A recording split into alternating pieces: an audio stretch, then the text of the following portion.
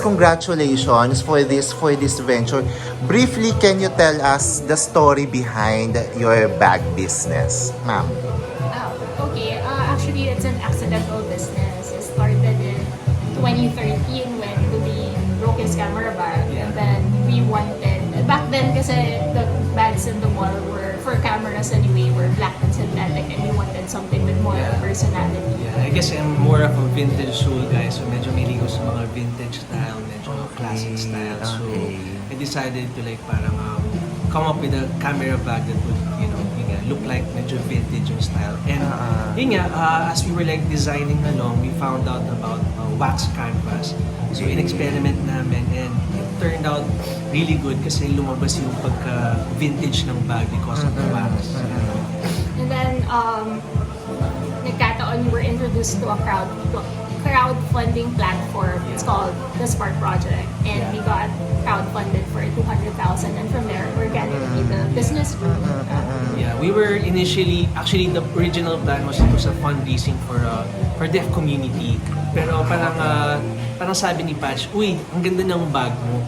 Parang, what if ito na lang kaya? Tapos I shared nga yung idea namin nga na parang, oh wow, sige, let's try this out, let's test it sa market. And yun nga, lumabas na, parang, wow, parang people really like the bag concept.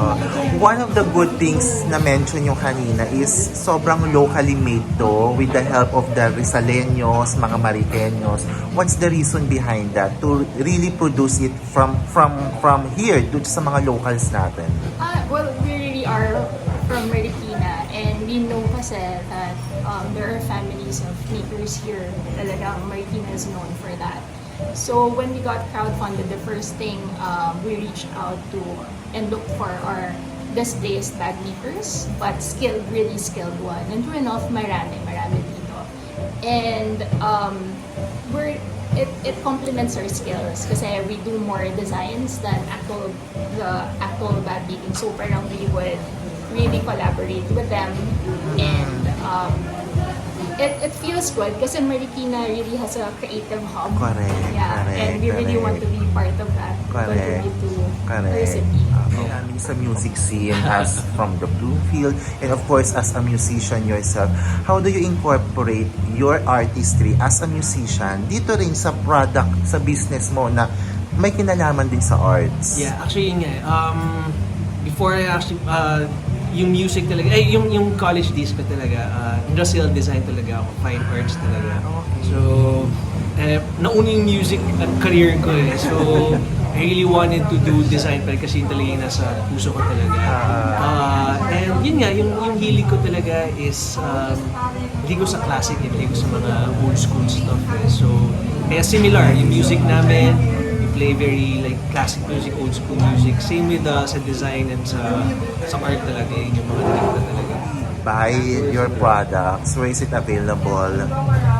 For this new designs, we're launching a line collaborating with Anvil. We'll be launching it this weekend at the Art Inferno Fair. After that, it's available here in our showroom at 8 Kennedy, Marikina. Yeah, and of course, sa website namin, exclusive siya sa website, so it won't be available pa sa mga Lazada or Shopee. So please check out our website, washbags.com.